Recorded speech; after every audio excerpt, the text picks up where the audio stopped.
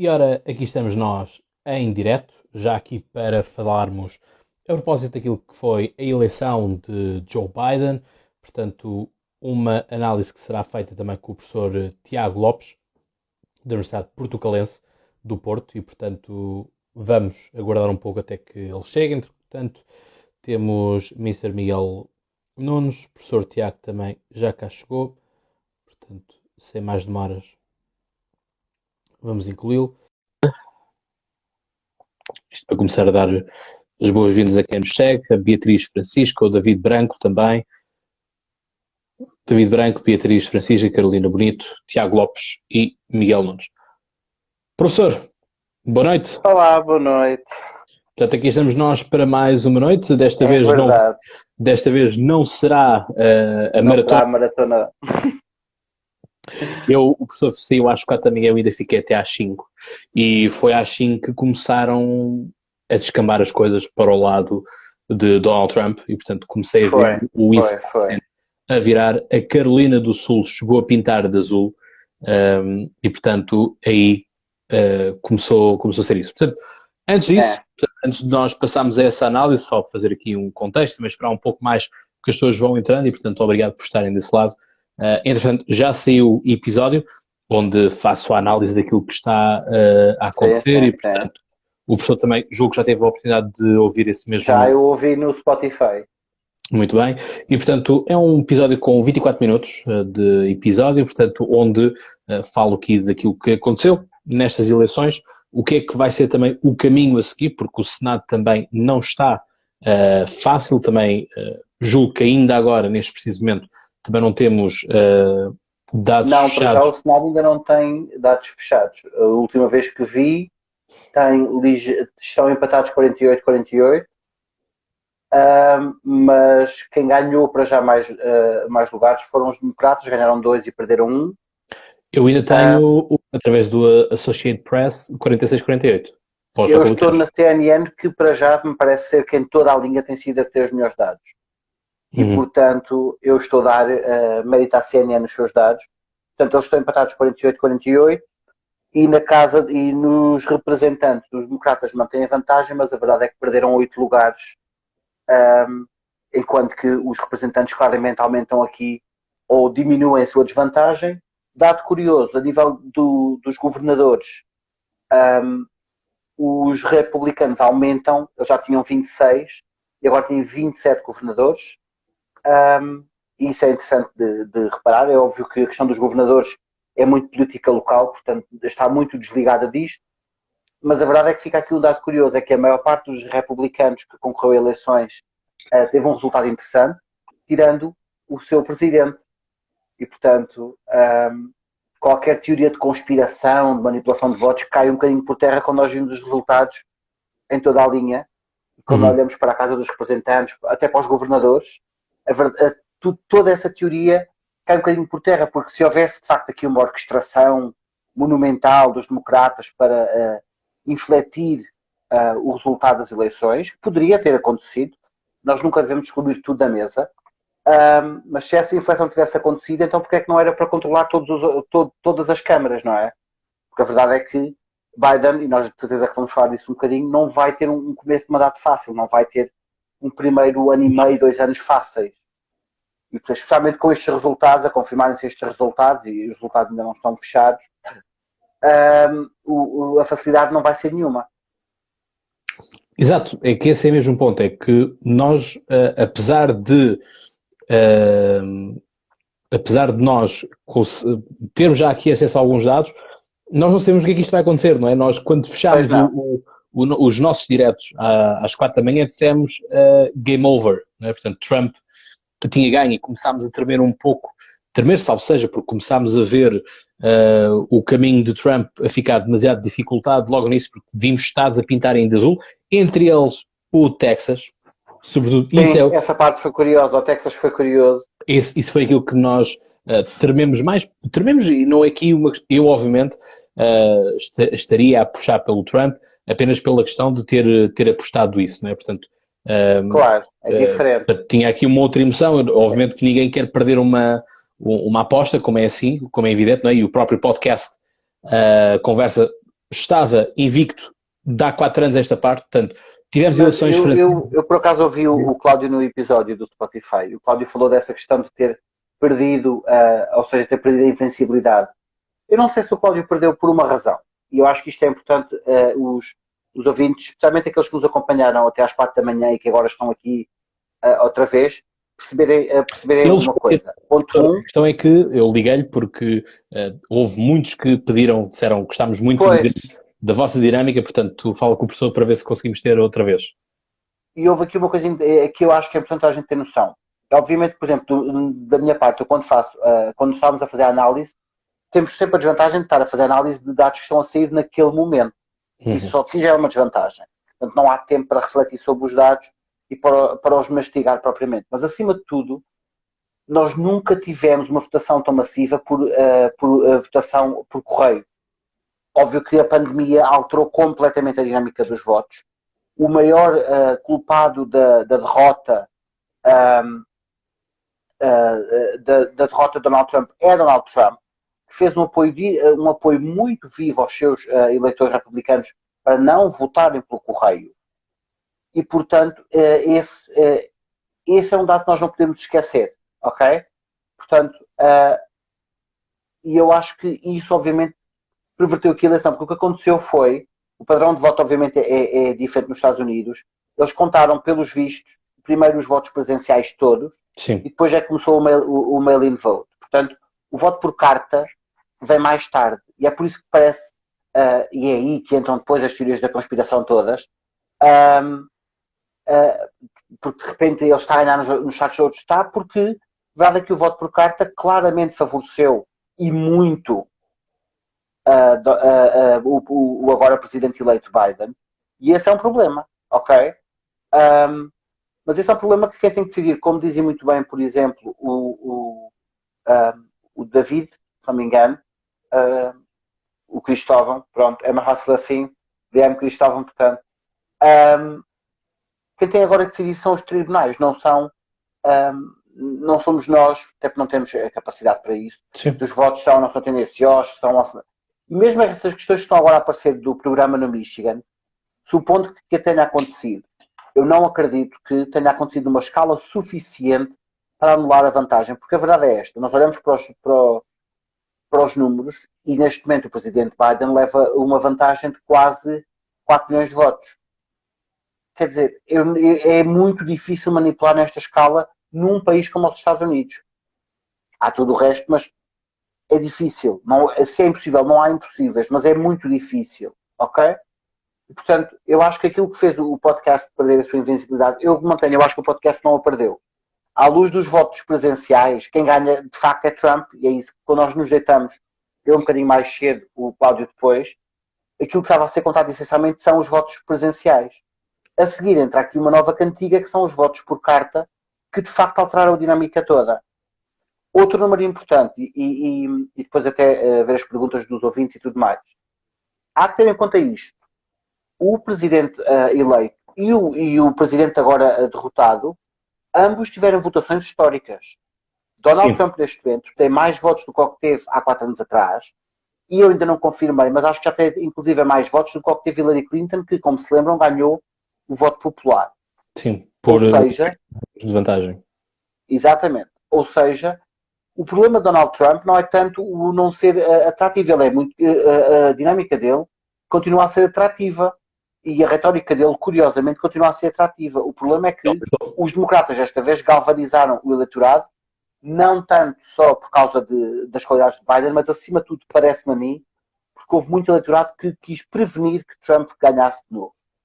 Portanto, há aqui também muito contra-voto, que é o que é, vale o que vale, mas ele nem sequer tem um mau resultado. Portanto, o resultado dele é um bom resultado. Estes 2 números são os 2 resultados mais altos da história das eleições americanas. Nunca 2 candidatos tiveram tantos votos. Sim. Agora, há um lado que tem mais. Por isso é que isto era a eleição da década, não é? E portanto, quer dizer, começa aqui uma década. Começa. É óbvio que o estilo de Trump parece-me vem para ficar. Ou seja, mesmo que Trump agora desapareça, e pode só desaparecer por 4 anos, porque já há rumores, o chefe de campanha de Trump, por exemplo, falava disso, que ele poderia voltar e sair em 2024, preparar-se de novo. A questão é, mesmo que ele não volte, este estilo mais divisivo, mais destrutivo, esta tática de terra queimada, funciona, é atrativa. Ele consegue, neste momento, quase 71 milhões de votos, que é um número que não se pode, não é um número que nós possamos ignorar. E além disso, o Cláudio dizia no episódio, e eu concordo, há aqui um fator que é um fator obviamente também disruptivo, que é a pandemia. A pandemia joga muito contra Donald Trump, porque, e isto os analistas, a CNN inclusive, a CNN obviamente agora tem sido mais vocal contra Donald Trump, inclusive é por causa dos discursos que ele tem feito que têm sido irresponsáveis, já podemos ir depois a isso também. Sim, já vamos. Mas a verdade é que as políticas de Donald Trump, no seu grosso, as questões económicas, por exemplo, em vários estados são muito populares. O problema de Donald Trump é, acima de tudo, o seu estilo, que é um estilo virulento, é um estilo agressivo, perdoem-me aqui a coloquialidade, mas às vezes parece um bocadinho uma caminhoneta desgovernada por uma colina abaixo. Portanto, vai tudo à frente, ele nem vê muito bem para onde é que vai. E esse é o problema dele, acima de tudo, é o estilo.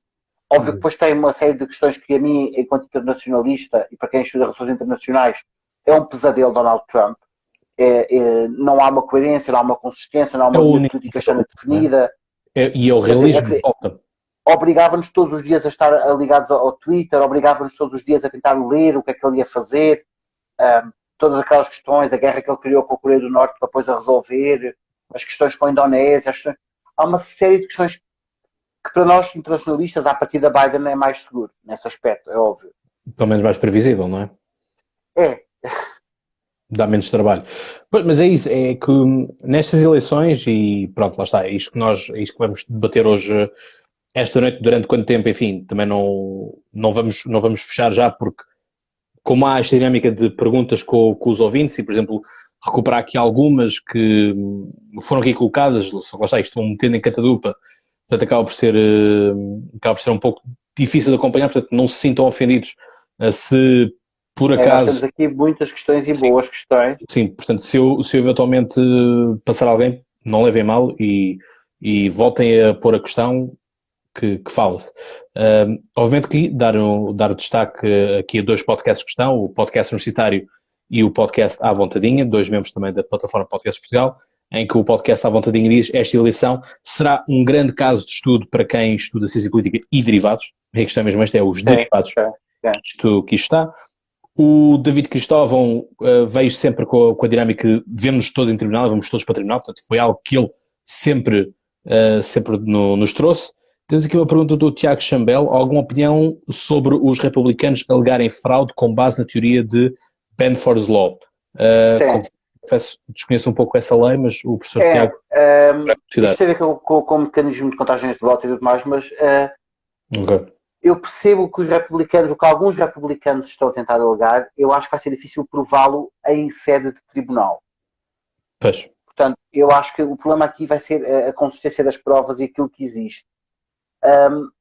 Há que dizer também outra coisa. Do ponto de vista oficial, até ao momento, o Partido Republicano tem estado escandalosamente silencioso.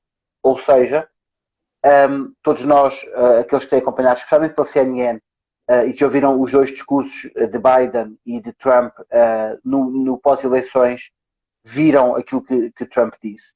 O discurso de Trump é um discurso muito agressivo, não é um bom discurso. Ainda estamos à espera que Trump reconheça a sua derrota. Aquilo que sabemos é que ele fez aquele tweet no Twitter a dizer que ganhou a eleição. By a lot. By a lot. Portanto, ele ganhou por muito, que eu acho extraordinário. E depois foi jogar golfe. E está a jogar golfe há horas pelos vistos, porque, entretanto, não soube mais nada. Quiçá perdeu-se no campo de golfe.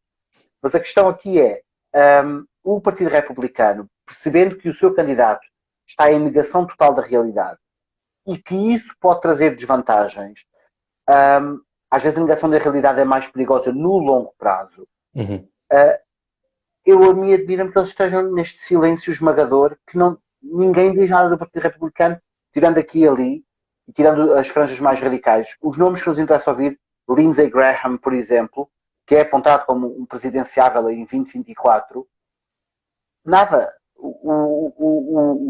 O líder dos representantes republicanos no Senado, todos esses nomes, onde é que estão? a questão é, eu percebo um bocado isto é política, isto é já a pensar em 2024. Portanto, se eu fosse um republicano e estivesse com Donald Trump, eu neste momento ia-me desvincular o mais rapidamente possível, é o abandon ship, não é? Portanto, abandonar o barco que está a meter água, não há outra expressão, para eu próprio manter a minha sobrevivência política para que quando eu chegar a 2024 não haver ninguém, especialmente um democrata ou até um próprio republicano mais purista que diz não, eu tive sempre com o Trump, ninguém poder conotar ao Trump e, portanto, achar que a moda do Trump vai ser isso, vai passar de moda e salvar a pele. Não vai, isso não vai. Não, caso concretize... Neste momento sim, obviamente que agora ele é tóxico. Portanto, eu acho que isto é mesmo uma questão de salvar a pele, não é? Ele agora é tóxico. O mesmo aconteceria com Biden, não é? Começariam todos começar a fazer uma rodinha junto de Alessio Cortés. Enfim, que eu continuo a perguntar a mim próprio o que é que o pessoal vê na Alessio Cortés. É um fenómeno que eu também não compreendo. Há muita gente interessante no Partido Democrata. Eu continuo com alguma pena, especialmente que o Mayor Pete Buttigieg não tenha conseguido ser bom nos debates, porque ele é politicamente muito interessante. Ele traz aqui uma lufada de... Não é? É mais liberal e depois tem aquelas questões da vida pessoal que ele trouxe para a ribalta, política, exatamente. Só que depois os debates correram-lhe muito mal e ele perdeu logo o track, portanto, por causa dos debates. Que eu não percebo, mas pronto, pode ter sido os nervos, pode ter sido a primeira vez estar exposto a um palco tão grande como é a nação norte-americana nas eleições. Pode ter sido. Mas sim, se Biden tivesse perdido, ele teria obviamente o Partido Democrata também agora a afastar-se assim ligeiramente dele. É óbvio. Sim, claramente é muito por aí. Sim, pois. A questão das televisões cortarem, que o podcast está à vontadinha levanta aqui, eu acho que era importante nós não esquecermos isto, porque a mim foi uma questão que me incomodou bastante. Eu não acho nada que as televisões tenham estado bem, tanto a Fox News como a ABC, como a NBC, como a MSNBC. Houve uma série delas que fizeram isso por uma razão só. Por muito que não se goste do que Donald Trump estava a dizer, os canais de televisão estavam a confirmar aquilo que ele estava a dizer. Aquilo que eu estava a dizer naquele momento era que ele é tratado de forma diferente pelo grande capital, pelas empresas high-tech e pelos mídia. Ele estava a construir uma narrativa de vítima. E a seguir o que é que eles fazem? A seguir o que eles fazem é provar essa narrativa. Então vamos cortar porque não gostamos. Isso é do mais incoerente e impensado possível. Eu percebo que a política, nestes dias, traz emoções fortes à flor da pele.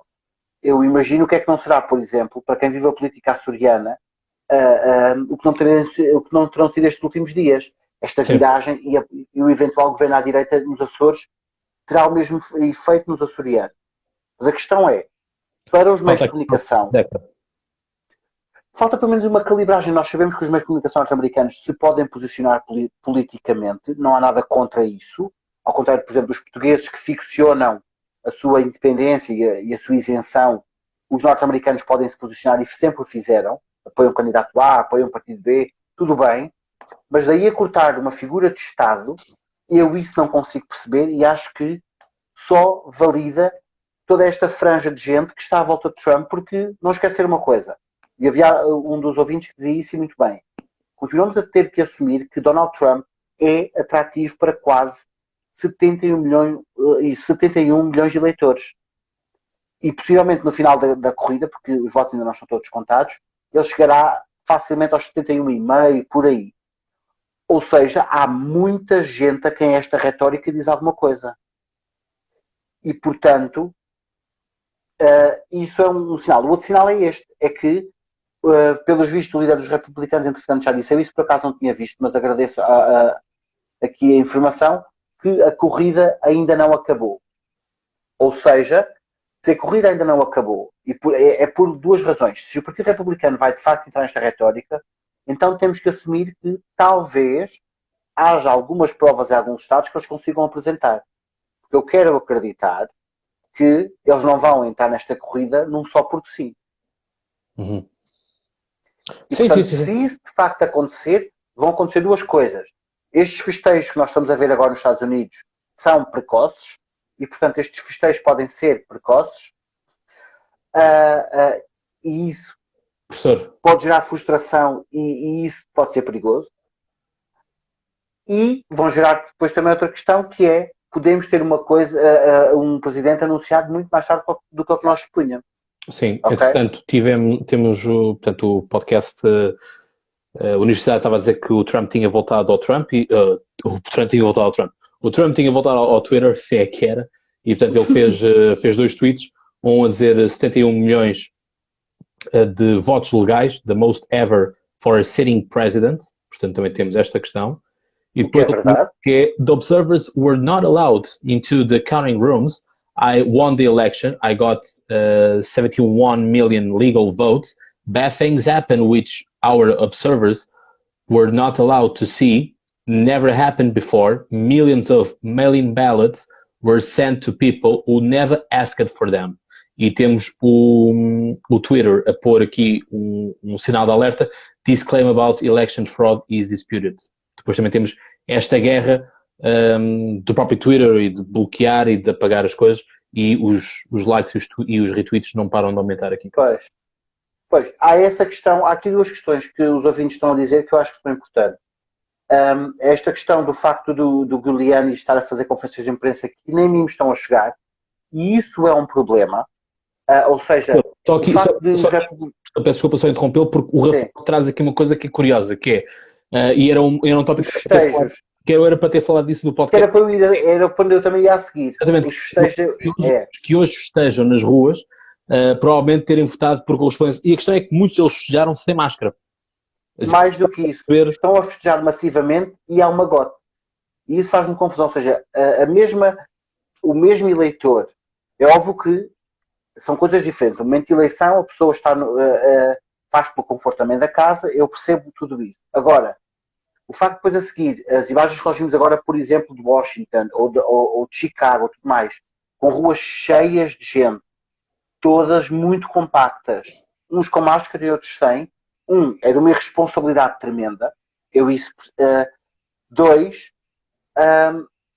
acaba por quase que desmentir a necessidade do mail-in vote. E, portanto, fica aqui, levanta-se essa questão um tanto ou quanto estranha.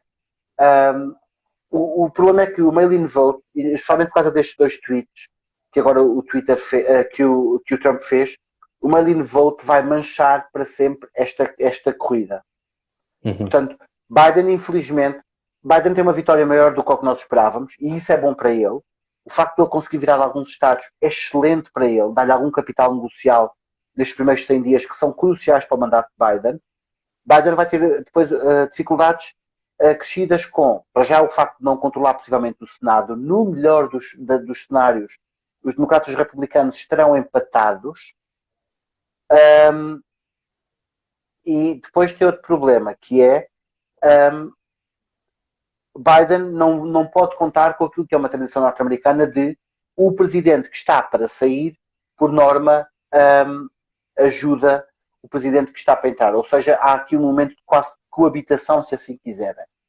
E isso obviamente já percebemos que com Donald Trump isso não vai acontecer. Essa coabitação serena não vai acontecer. Por exemplo, há pouco na CNN eles falavam do caso em que antes de sair e de lhe suceder Obama, houve um momento em que Obama terá pedido a Bush para estender uma moratória de crédito que na altura estava em vigor para empresários até março, de forma a que quando ele entrasse no Oval Office tivesse tempo para depois ver se a medida era para ficar, se não era, como é que a calibrava, portanto ter 2 meses e pouco para ponderar. E Bush fez isso automaticamente, calibrou a medida para março. Portanto, isso era muito comum aqui e agora isso já percebemos que não vai acontecer. Portanto, era importante esta vitória de dimensão. Estes festejos eu não consigo perceber porque acho que não fazem sentido nenhum, no sentido de são contra a retórica toda. A retórica da segurança e de ficar em casa, que morre aqui. Sim. Que aliás, o próprio Biden alimentou, porque vimos publicação daquele estilo dele dos óculos Ray-Ban, não é? Em que era o inhale, exhale, não é? Portanto, inspira e expira outra vez e vamos ganhar isto, não é? Portanto, aquilo que é, quem nós, não é? Eu e o professor que usamos óculos, quando temos a máscara, não são raras as vezes em que ficamos com os óculos embaciados, não é? Portanto, eu vivo sempre agora numa nuvem, portanto vivo permanentemente numa nuvem. sim. Agora, há aqui isto dos mortos, pois, Pronto, esta dimensão dos mortos, isto é complicado. Eu percebo, eu conheço quem está a fazer a questão, a Sandra Reis eu conheço, e há mais gente que já comentou. A Sandra Reis foi a última agora, que é a Sandra. A questão eu ainda não vi, portanto, as listas apresentadas pelos republicanos, portanto, eu tenho alguma dificuldade em falar daquilo que ainda não vi e que ainda não tive acesso. Mas que a seu tempo também terei, porque isso vai ser informação pública de certeza. A ser verdade que houve mortes a descarregar votos por via de mail-in vote, vão acontecer possivelmente uma de duas coisas. Fica aberta a possibilidade muito forte de se cancelar o mail-in vote, e depois isso pode levar a um ou dois cenários. Ou se cancela apenas o mail-in vote, e aí a eleição em alguns estados vai pender para Trump, isso é clarinho, ou no outro cenário vão ter que se repetir eleições nos estados em que ele seja cancelado. Uma eleição repetida vale o que vale, mas à partida poderá beneficiar Trump, porque aí os seus partidários vão mesmo todos votar. E portanto, mas isso é um se, também poderá beneficiar a Biden, porque os seus também saíram à rua.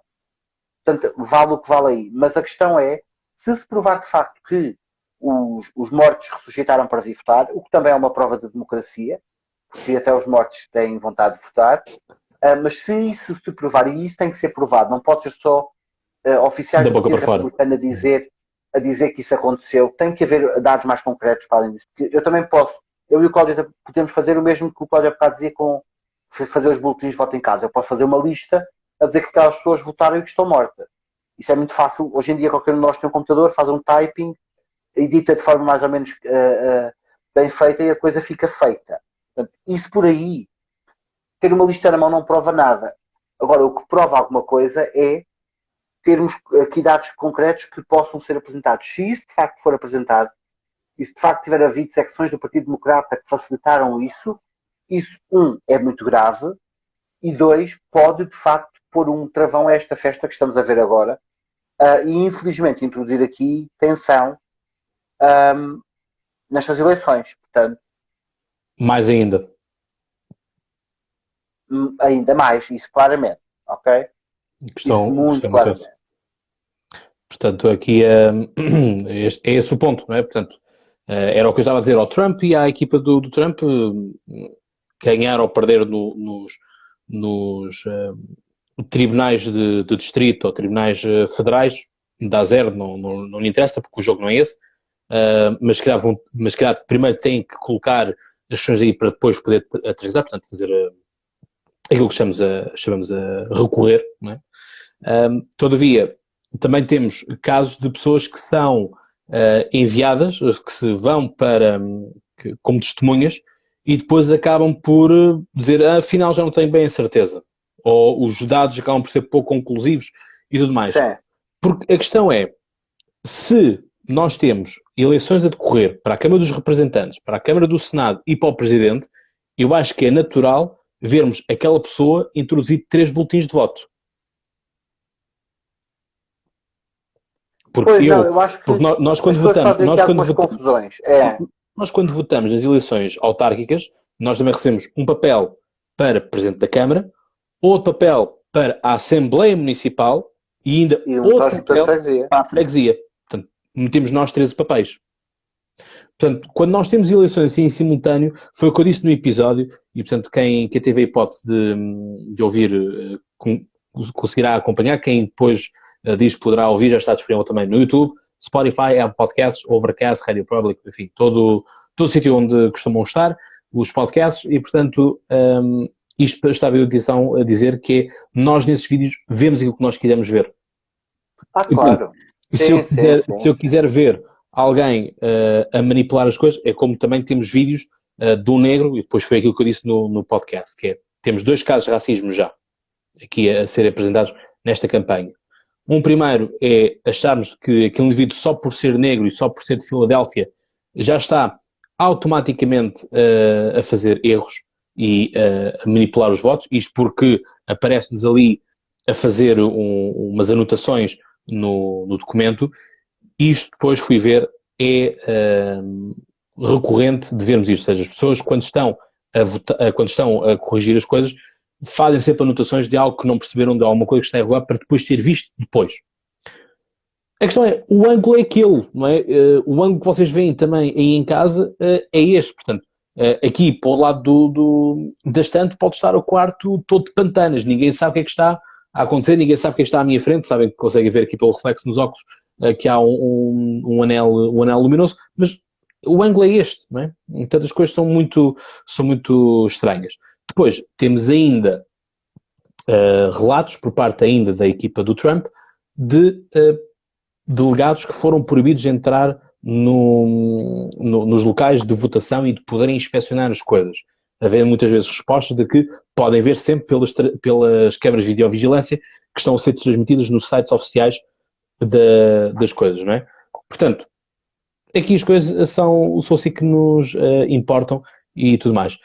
Entretanto, tenho só a dizer uma coisa que é, há sempre pessoas que são bots, não é? E portanto, aquilo que vai acontecer, temos estado aqui a ver aqui nos comentários, aquilo que vai acontecer é, são bloqueados, ponto final, portanto, não dou hipótese para, não dou hipótese para bandar-lhes aqui, portanto, obviamente que isto... É normal, estas questões como são mais de paixão,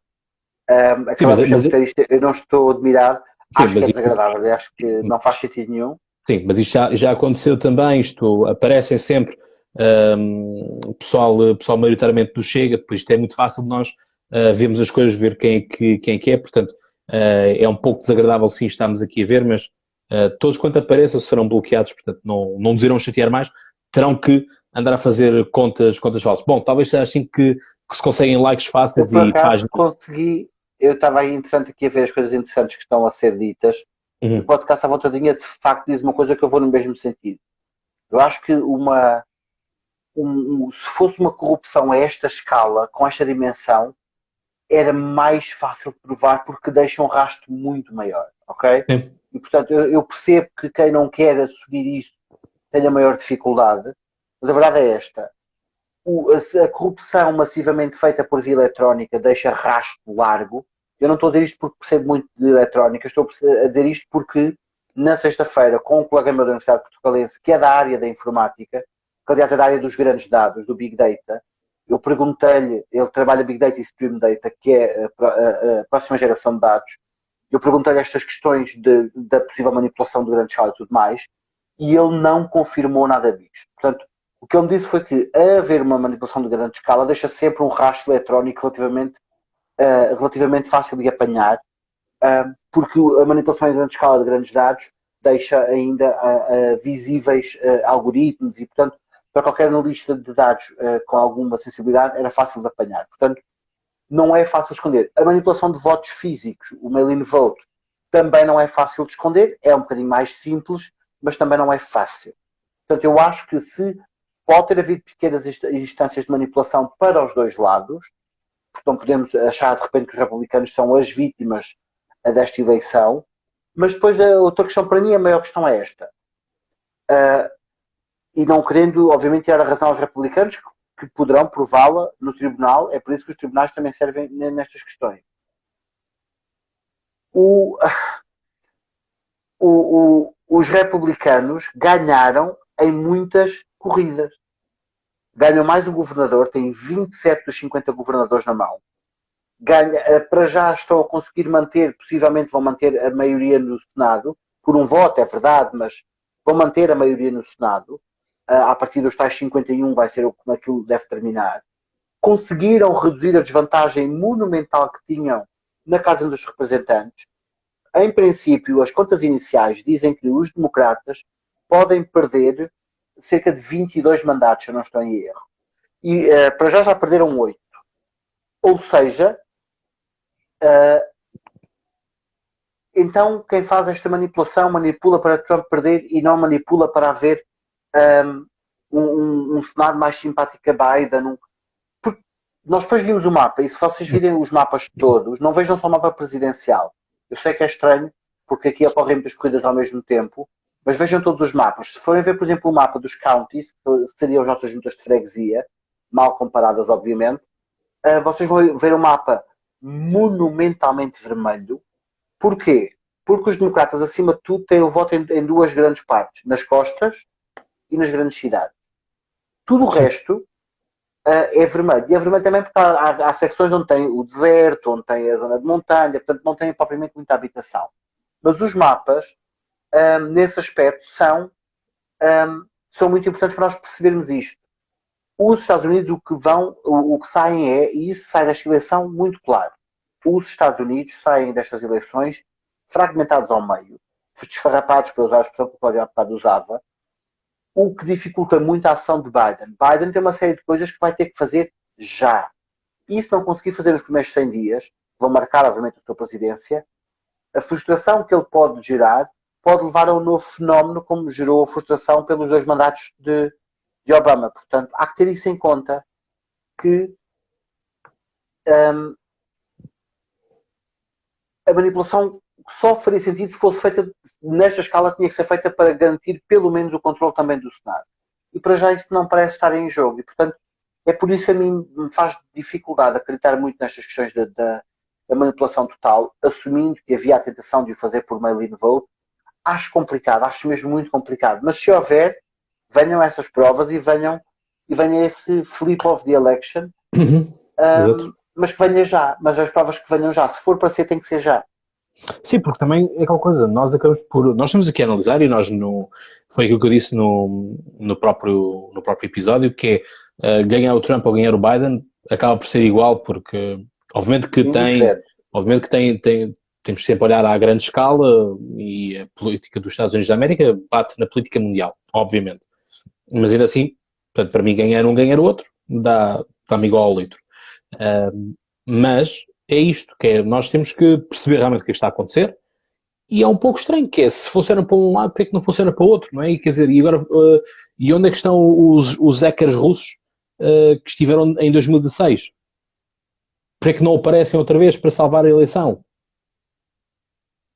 Essa é outra questão, e aí quem sai mal desta história aí são agora os democratas, que é aquelas histórias todas à volta da eleição de Trump, com de repente os russos e os iranianos e os chineses e o que é que fosse, e todas as notícias que saíram nas últimas 3 semanas antes das eleições, de que havia a iminência de um ataque russo e dos hackers russos, e de repente, porque Biden ganhou, essas notícias completamente que desvaneceram. Esse é o outro lado da questão, que é, os mídias estavam tão preparados para uma vitória de Trump, que se estava a construir uma pré-narrativa quase que justificativa, e isso aí de facto fica mal por uma razão, porque agora, como isso cai em saco roto, alimenta teorias da conspiração. Sim. É assim que se alimenta teorias da conspiração, é quando se prepara um caminho e depois de repente o resultado é outro e houve a necessidade de arrepiar, mas a questão é que houve 3 semanas de os russos estão a caminho, os chineses estão a caminho, estavam todos a caminho e não chegou ninguém. E depois agora já não há nada a caminho e de repente as eleições foram todas extraordinárias e sem erros. Erros houve de certeza, atenção. Que houve fraude é possível. Que tenha sido na capacidade de adulterar a eleição, não me parece. É aquilo que dizia muito bem, o podcast à vontadinha, há potencialmente aqui fraude, sim. Para isto tudo acho estranho. Ok? E lá está, esse foi também um dos pontos, logo quase, diria que foi quase no início do episódio, em que eu disse, os discursos mudaram. O professor lembra-se na altura, quando nós estávamos a iniciar, começámos o direto, nós os dois, foi a partir das 10h30, 11 horas, por aí. Assim do género, 10h45, e começámos também a receber notícias, mesmo até pelos nossos seguidores, de manifestações já do Black Lives Matter, que começaram a ver que os primeiros resultados estavam a ir para o Trump e estavam a dizer que a democracia já não estava a funcionar e que o Trump já tinha corrompido as eleições. Mas agora o discurso é, não, as eleições, o povo está na rua e o povo mandou e mais. Ou seja, a democracia é quê? É quando nos dá jeito que seja democracia? Houve uma precipitação. Os democratas precipitaram-se muito em algumas coisas porque eu acho que esta eleição tem um problema que infelizmente não foi uma eleição muito racional, ou seja, as agendas acabaram por ficar um bocadinho de parte. Isto foi muito, obviamente, um plebiscito a Donald Trump, e isso Joe Biden, por muito que ele não o queira, ele não o pode esquecer, muitos dos votos que Joe Biden teve não são votos para ele, são votos para que Trump não seja reeleito. E isso, obviamente, fragiliza a sua presidência. Porque ele, quando for reeleito, ele, quando agora começar o mandato, há uma série de pessoas que votaram nele que não vão estar propriamente entusiasmadas com o seu mandato, ok? E, portanto, esse é um problema de facto. A outra questão que eu acho que aqui se levanta é tanto os democratas como os republicanos têm que parar de querer construir logo narrativas para justificar tudo, que depois têm que arrepiar caminho e voltar para trás. E, portanto, a Geórgia vai à recontagem de certeza. Portanto, a Geórgia já confirmou, portanto, nesse caso não é um deverá, eles vão mesmo fazer recontagem. Não é daqueles estados, tanto quanto eu sei, que é obrigatório. Alguns estados norte-americanos, se tiverem um resultado abaixo dos 0,5% entre os dois candidatos mais votados, automaticamente vão à recontagem. Noutros estados não é automático, portanto tem que ser pedido. Mas a Geórgia, o governador tinha já confirmado há 2 ou 3 dias atrás que ia haver recontagem, é por isso que a Geórgia continua cinzenta nos mapas todos, porque vai ser recontada. Portanto, a Geórgia é garantidíssimo que vai recontar. Entretanto, aqui só para fazermos um bocadinho de pausa nisto, já voltamos aqui só para aliviar um pouco a coisa e olharmos um bocadinho mais sem ser Donald Trump e Joe Biden. Olharmos aqui um bocadinho para a Joe, que foi também mencionada em episódios e foi também mencionado nos nossos diretos. A Joe tem 1,2% dos votos nacionais totais e tem um total irrisório de 1.727.456 votos. Donald Trump tem 70.636.664 e Joe Biden tem 74.940.040 votos. Ok. Temos aqui... Sim, o problema dos independentes é que tem essa atratividade muito baixinha. Portanto, desta vez eu acho que eles nem sequer conseguiram eleger eleitores. Na última eleição conseguiram 1 ou 2 eleitores, nada de especial. Temos aqui coisas interessantes dos ouvintes que estão, e ainda bem, muito ativos. O podcast pergunta se a Geórgia faz diferença. Em bom rigor não faz muita diferença. Sim, mas reduz a margem da vitória do presidente. É curioso já agora que, em princípio, Donald Trump vai perder com o mesmo resultado que Hillary Clinton perdeu no que toca a delegados eleitos. Portanto, ele vai ter, em princípio, 232, o presidente eleito 306, e foi assim que ele ganhou também. E, portanto, há aqui uma clara inversão. E o Tiago fala da questão da idade do Biden. A questão da idade do Biden tem sido uma questão muito levantada por toda a gente, inclusive no Partido Democrata. Os próprios comentadores da CNN e da ABC falavam disto.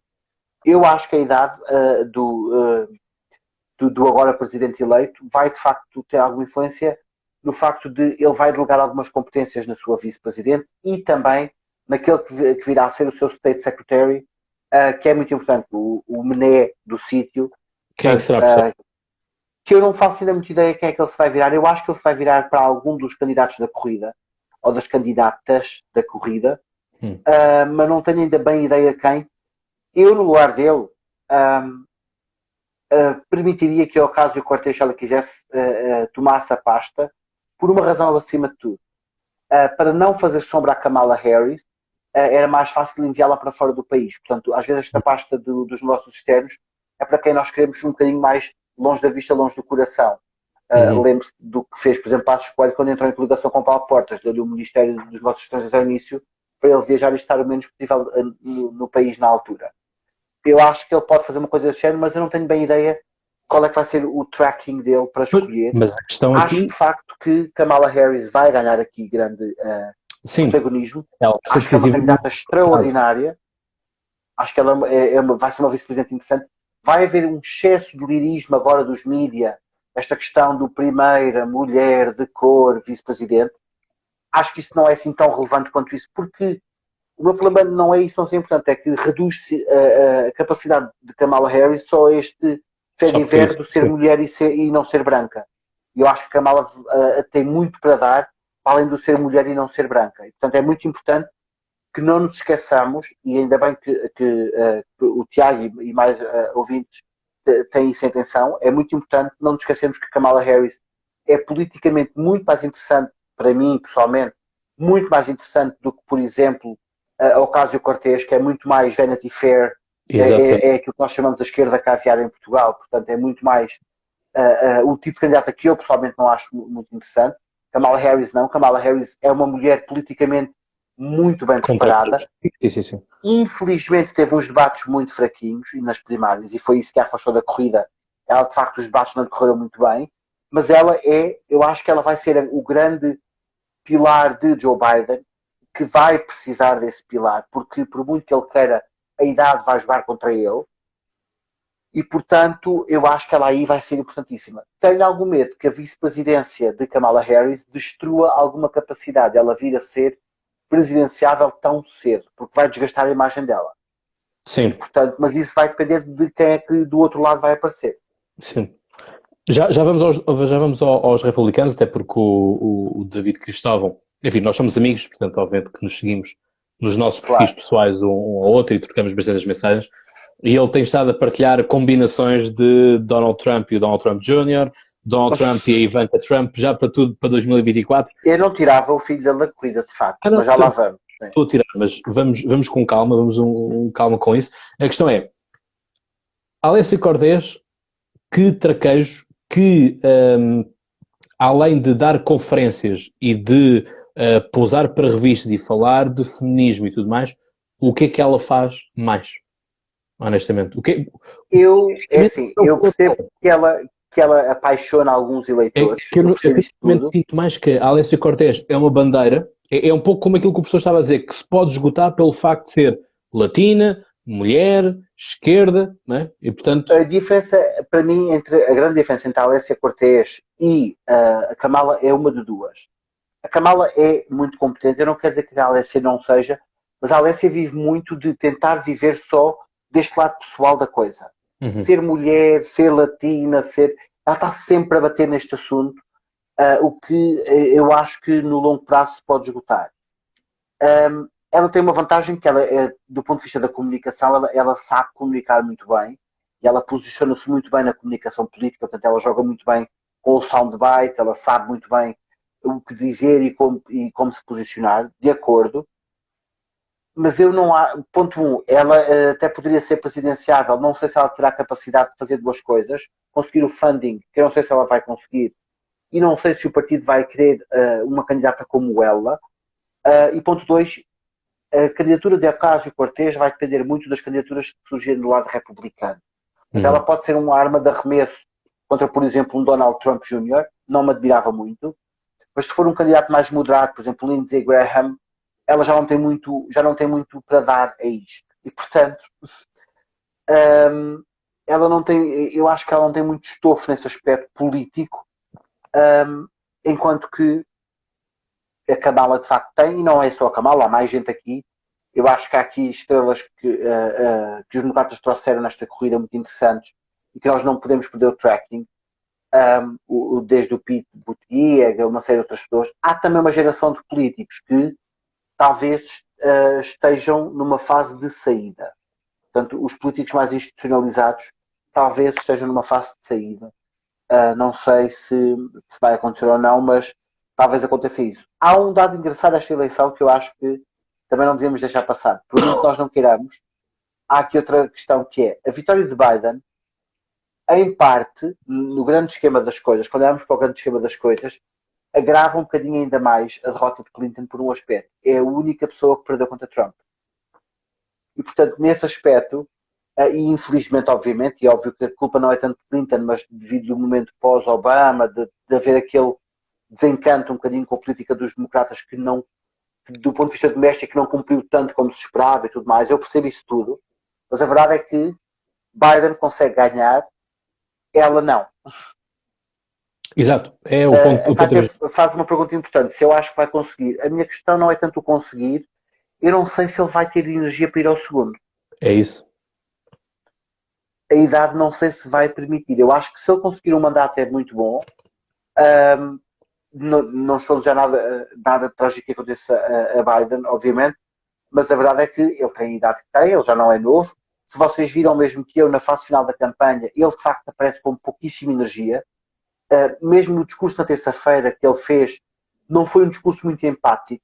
Quem ouviu o discurso todo foi um discurso relativamente seco. Ele foi um discurso, obviamente, com muito cuidado, em que ele não quis assumir que era vencedor. Disse só que estava no lado de certas coisas e que preferia a posição dele do que a posição do campo contrário. Mas não foi um discurso apaixonante, não foi um discurso energético. E, portanto, ele não sei se vai ter essa capacidade de fazer outra volta. Ok? Sim, lá está. E aqui a questão. Temos aqui muitas questões. A Hillary não era apaixonada. Pois, aqui é a questão da Hillary, porque de facto ela não apaixonava ninguém e foi enxertada ao meio só para prevenir o Sanders. Mas o Biden também não. Não, o Biden é uma espécie de Hillary Clinton de facto. É muito isso. E a questão é, mais do que isto, a questão é, eu acredito que o Trump possa voltar pelo mesmo fator do Obama, que é o fator desilusão. Ou seja, eu acredito que agora muita gente esteja com expectativas em alta de que agora com o Biden é que isto vai ser. E a questão é que há demasiadas coisas para o Biden sozinho. Biden contra o mundo não existe, né? Portanto, essa é que é a questão e que nós temos que olhar bem, porque senão... A maior facilidade do Biden agora, curiosamente, ele vai ter uma vida mais fácil fora dos Estados Unidos neste momento do que dentro. Sim. Porque, obviamente, para o mundo, ele parece um candidato um pouco mais previsível, como dizia o Cláudio. Ele traz previsibilidade ao sistema e, portanto, para qualquer presidente ou primeiro-ministro de outros estados no mundo, Biden é uma figura mais simpática. O problema é que, domesticamente, ele tem pelo menos duas grandes questões. Tem a questão dos Dreamers, esta questão de reabrir as fronteiras e do modo como trata as fronteiras. Tem que travar a questão do muro, porque o muro estava, de facto, a ser construído. E, portanto, ele vai ter que voltar ele vai ter que olhar para estas coisas todas. E, além disso, vai ter que olhar para a questão do healthcare, portanto, o Obamacare, que foi meio que destruída, ele vai ter que voltar a olhar para ela. A questão da segurança social e continuar a ter que lutar contra uma pandemia. Os Estados Unidos, obviamente, estas celebrações que se percebe vão ter um custo. O custo é uma subida de casos, obviamente, nos Estados Unidos. Isso aí não há ilusões. E agora já não é Trump. Ou pelo menos a culpa já não será do Trump. E a questão é que essas contas vão depois... passam a estar no cesto dos democratas e, portanto, eles vão ter que lidar com estas questões que não são fáceis. A pandemia não vai desaparecer quando o Trump desaparecer. Biden vai entrar com a pandemia. O Acordo de Paris, agora para dizer isto à Kátia, porque a Kátia não só, porque eu sei que há mais gente de certeza que já pensou no Acordo de Paris. Eu não acredito que os Estados Unidos voltem assim tão rápido para o Acordo de Paris por uma questão. O Acordo de Paris não é das questões mais populares nos Estados Unidos, mas mais do que isso, o Trump obviamente vai ficar bastante marcado como o homem que o tirou do Acordo de Paris, mas eles estão tirados. E não nos esqueçamos que os Estados Unidos estavam também fora do protocolo de Kyoto. Sim. E, portanto, eu não me parece que isso seja uma prioridade.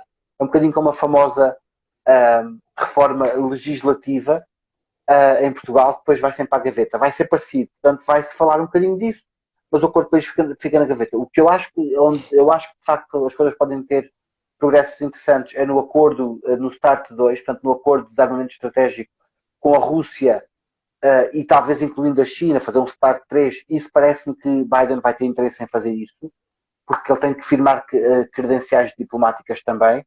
O Acordo de Paris para já não parece que seja a prioridade dele. Sim, não fará sentido, até porque pronto, lá está.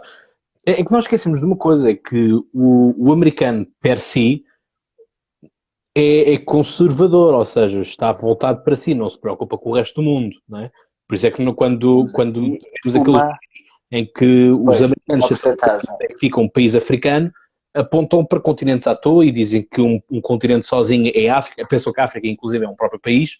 Quer dizer, não é por acaso que as coisas acontecem. Nós temos a mesma coisa a acontecer também no Brasil, porque, tal como disse, quem disse foi o professor Maltês, o professor Adelino Maltês, que disse, aquilo é uma realidade demasiado grande para eles algum dia pensarem em sair da sua própria cidade. E foi aquilo que também nós dissemos nos nossos diretos, foi a maioria destes americanos nunca sairá da sua cidade e do seu estado. E, portanto, não tem passaporte. Para o resto. Uma coisa importante, o Diogo Cristóvão, acho que é Diogo, se não for eu peço desculpa de lhe trocar o nome, David, ok. David Cristóvão diz aqui esta questão dos latinos. Mais do que os latinos, os 55% de latinos que votaram Trump na Flórida, o dado para mim mais interessante é que em alguns estados a comunidade gay, não tanto a lésbica e a transexual, mas a comunidade gay também votou no Donald Trump. E isso para mim é um dado muito curioso, como é que uma comunidade que à partida se associa muito com os democratas, com mensagem mais de igualdade de identidade e tudo mais, vota em alguns estados de forma muito expressiva em Donald Trump, tal como o voto feminino em Donald Trump não é assim tão baixo. E, portanto, esses são dados muito interessantes. Agora que começamos a ter a ideia, a percepção do cruzamento dos dados da idade e da origem racial e sexual dos votantes, a questão dos latinos na Flórida é importantíssima. O Midwest branco, que de repente olhou mais para Biden do que para Trump. Então, há aqui uma série de inversões de eleitorados muito interessantes. E depois, obviamente, esta questão essencial acima de tudo, onde ele perdeu muito voto foi nos homens brancos. E, portanto, foi aí que ele desapareceu muito mesmo. Entretanto, perdemos o Cláudio, já voltou. Estou cá, foi o anel de desgosto. E, portanto, nesse aspecto é muito curioso como a mensagem dele faz ecoa com o eleitorado que à partida não deveria ecoar, porque é a mensagem contra a qual ele quase que fala. Sim. E, portanto, isso prova a tal atratividade que eu há bocado dizia da mensagem de Trump. Portanto, a mensagem de Trump é atrativa o suficiente para atrair o eleitorado que deveria rejeitar esta mensagem quase. Exato. A questão é, será por ele ter dançado o IMCA tantas vezes na reta final? Só se foi. Falámos no primeiro curioso. Eu acho que a prioridade foi muito aquela que nós vimos logo no primeiro direto que fizemos, eu e o Cláudio. Uma franja significativa dos eleitores nesta eleição priorizou economia. A economia era o tema para muitos deles. E, portanto, as suas dimensões pessoais, as suas dimensões identitárias, até o facto de, por exemplo, a questão racial vinha em terceiro lugar como a prioridade. Sim. Terceiro, nem sequer vinha em segundo. Portanto, a grande prioridade era a economia. E nesse aspecto, a economia, eu volto a dizer, eu já disse hoje, as políticas económicas de Trump, muitas delas são populares em muitos dos estados nos quais ele esteve em campanha. Ok? O problema das políticas de Trump, e por exemplo, a Helena, que está agora a escrever, ela está nos Estados Unidos, a Pica Margarida, ela vive nos Estados Unidos, e ela poderá mensurar isso melhor do que nós. As políticas de Trump, o problema delas é o estilo de Trump, porque os pacotes económicos de Donald Trump, muitos deles, não eram impopulares. São muito populares pelo pequeno comércio, todo o estilo depois é que destrói a sua capacidade de eleição. Sim, aquela forma de falar. Enfim, eu dei comigo esta semana a perceber que tenho uma grande capacidade de imitar o Donald Trump. Agora é ele que se vai embora. É que eu descobri este dom. Acaba por ser assim um tanto... Ele vai embora, mas pode voltar. Portanto, isso é um dom que não se perde. Exatamente. Portanto, professor, estamos arrumados a nível de potenciais candidatos para o lado dos democratas? Ou quer sentar mais alguém? Para 2024... Não, eu acho que os grandes candidatos para já, do que nós vimos, atenção que as eleições americanas às vezes produzem candidatos durante os mandatos por razões mais inesperadas, ok? Agora, neste momento, parece Ocasio-Cortez, talvez o Pete Buttigieg volte a aparecer outra vez também. Esses dois, claramente. Eu não acredito que... Tu poderá estender-se mais um tempo. Eu não acredito que daqueles 16 candidatos que nós vimos que haja mais alguém sem ser estes dois que vá sobreviver até 2024, ou seja, com interesse político. Sim. Estes dois parecem... A Lance chegará também muito velha, muito desgastada. Pois é isso. Agora... Eu acho que é isso. E provou-se muito que ela sofre do mesmo problema que a Clinton. Ela não é popular. Para a nação, ela não é popular. Sim. E isso, de facto, é um problema. Portanto, estes dois candidatos eu acho que ficam, de facto, na corrida. Eu não sei se a Kamala Harris avançará depois de vice para presidente. Tentará esse salto. Seria um salto interessante. Agora, a acontecer, o que é que acontece? Biden perderia no último ano do seu mandato a sua vice-presidente. Sim. Porque, como sabem, a dinâmica dos Estados Unidos leva muito isso. Fala-se muito da Michelle Obama, é verdade. A Michelle Obama tem-se falado muito, mas eu não sei se a Michelle Obama, ponto 1, se ela quer mesmo avançar para isso. E se houver Kamala Harris, os democratas arriscam-se a partir outra vez o partido a meio, para depois ter que reconstruir outra vez. Portanto, ou uma ou outra. A Michelle Obama seria muito interessante. Nós falámos disto também naquele direto que fizemos os dois. Eu acho que seria interessante. Há uma candidata oculta nos republicanos que infelizmente ela não vai avançar. Que eu adorava ver essa corrida. Mas não vai acontecer e, portanto, nem a Michelle Obama quer, nem a Condoleezza Rice quer, e essa para mim ia ser de facto uma corrida muito gira, mas não vai acontecer. Portanto, esses dois. Poderíamos também é alguém que fala sempre vai e não. É assim, a Oprah obviamente que teria a capacidade mediática pelo menos para justificar uma campanha. Se o país a levar politicamente a sério o suficiente, eu não sei. É a mesma questão que nós rimos todos, nós académicos, nós analistas políticos rimos todos, quando a Cristina Ferreira disse que poderia vir a ser candidata a presidente. É a mesma questão, a única diferença é esta. A Oprah obviamente está menos associada a um registro comunicacional mais popular, se assim quisermos. Agora, eu acho que a Oprah tem a dificuldade de já estar muito conotada com certos nichos quando fosse para a questão eleitoral. Portanto, a Oprah não é nacional nesse aspecto para uma eleição. Agora, eu acho que ela vai ser uma eterna potencial candidata. Não vai haver eleição nenhuma que nós não vamos falar da Oprah, porque o nome dela aparece sempre. Porque se ela avança mesmo... Logo para 2016. Mas é arriscado também para ela, porque ela... há muito em jogo, não é? A imagem dela que ficaria desgastadíssima, toda esta imagem que ela construiu de uma mulher de grande sucesso, com uma carreira muito bem feita, que corria um risco muito grande. Estas eleições americanas são sempre uma aposta gigantesca. Portanto, quem avança como deve ser. Ou é alguém como, por exemplo, McCain, que já tinha uma carreira sólida e que para ele era um bocadinho igual ganhar ou não ganhar, tanto que ele faz aquele discurso brilhante, muito gracioso, quando perde para Obama, em que ele perde a união do país em torno de Obama e tudo mais, inclusive disse que estaria disponível para trabalhar com ele e tudo mais. Agora não me parece que ela conseguisse, é o que diz o Tiago, eu também não me parece que ela conseguisse sair do registro dos votos que já terem captados agora. Portanto, ela não ia ter atratividade eleitoral nenhuma. Sim. Portanto... E eu acho a mesma coisa em relação à Michelle Obama. Lá está, foi o que nós falámos também na noite eleitoral, que é, nós sabemos que houve muitas broncas na Casa Branca e houve ali uns tempos de um pouco de instabilidade, mesmo até com as próprias filhas do Obama, que foram causadas pela Michelle Obama, que já não estava a aguentar a pressão noticiosa da coisa. Portanto, se alguém como primeira-dama não está capaz de aguentar a pressão mediática que tem, porque tem a pressão mediática, mas é uma pressão mediática cor-de-rosa, ou seja, que é apenas saber se está bem vestida ou mal vestida, bem penteada, mal penteada, então quando será? Quando ela tiver que apresentar políticas das mais variadas áreas, economia, educação, segurança social, tudo isso, não é? Portanto, é por aí.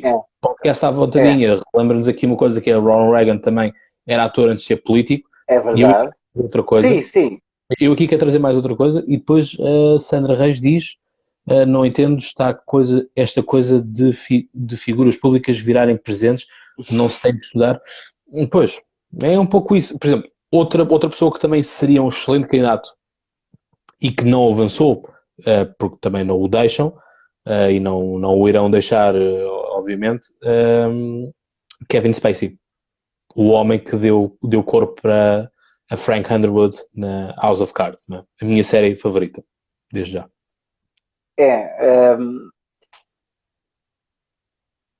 Faz parte deste sistema. Há candidatos que podem, há candidatos que não podem, há candidatos que...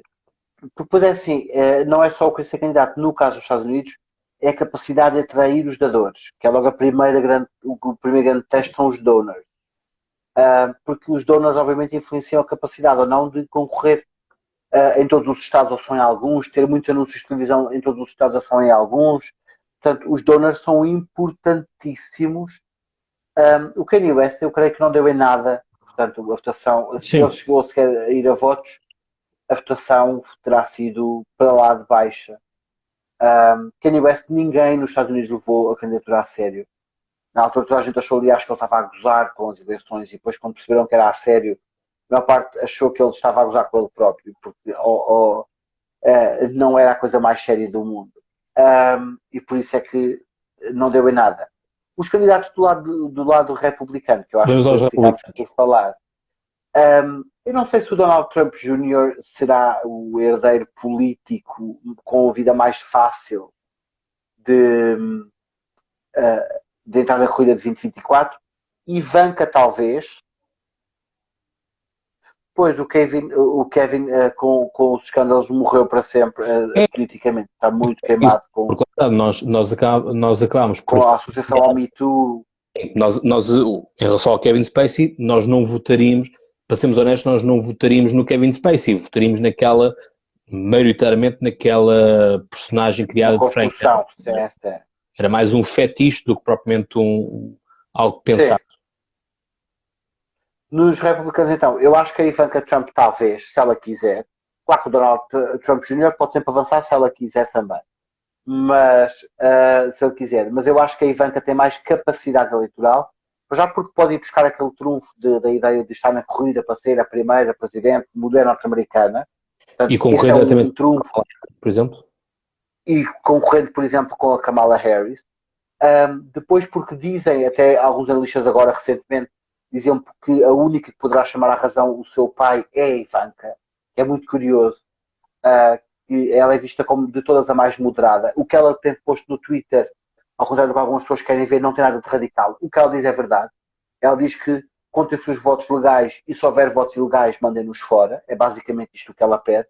É óbvio que depois isto vem das declarações que o pai dela fez, mas não nos esqueçamos que, é filha de Donald Trump, portanto é normal que sinta as dores do seu pai, e 2, é uma eleição que eles perderam. Portanto, a Ivanka era capaz de ser uma candidata nesse aspecto, que eu acho também que seria muito interessante para a corrida, de certeza.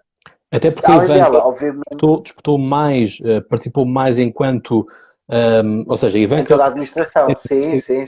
E era mais vista como primeira-dama que propriamente a Melania. No sentido, uma primeira-dama participativa e que realmente estava... A Melania era quase uma figurante, não é? Portanto, a Melania estava ali. Estava ali porque estava ali. Não, a Ivanka de facto está noutro nível. Dar a mão ao Trump e coisa assim do género. A Ivanka também me parece, eu concordo com o podcast e com a vontadinha e com o Cláudio, a Ivanka está mais sólida e tem 4 anos para construir a campanha. Ou seja, a vantagem agora dos republicanos, se eles quiserem aproveitá-la, é que eles podem construir uma campanha já para a próxima eleição, obviamente. Sim. E podem construí-la com base naquilo que já está feito de caminho. Ou seja, gostemos ou não, Trump mostrou que há uma fórmula que funciona. Se esta fórmula for polida e ter uma mensagem politicamente menos destrutiva e menos divisiva. Eu peço desculpa, mas o comentário da Cátia Palminha é brutal. A Melania é vítima de síndrome de Estocolmo, só pode. Boa piada. É uma relação estranha que eles os dois têm. Por isso eu digo que a Melania era mais embaraço enquanto primeira-dama do que propriamente difícil. Atenção que eu acredito, e na reta final das eleições de 2016, sabe-se lá porquê, nunca ninguém soube explicar, mas nós percebemos, secretamente apareceram algumas fotos da Melania com menos roupa. Portanto, porque não uma tentativa de ir buscar aquele voto que eu costumo chamar o voto rebarbado, que é apenas o pessoal que se baba. Funciona nos Estados Unidos. Sim, e funciona muito nos Estados Unidos. Sim, e portanto a questão aqui eu confesso, neste momento, de todas as políticas que existem no mundo, a minha crush é Ivanka Trump. Portanto, para mim, é sem dúvida... Enfim, eu acho que a Ivanka pode fazer um caminho muito interessante. Eu acho que sim. E ela também tem outra questão, que é mãe de família. Ou seja, a narrativa da Ivanka é brutalíssima. Aceita na base republicana, até essa vantagem, é que ela aceita naquela base muito conservadora, republicana.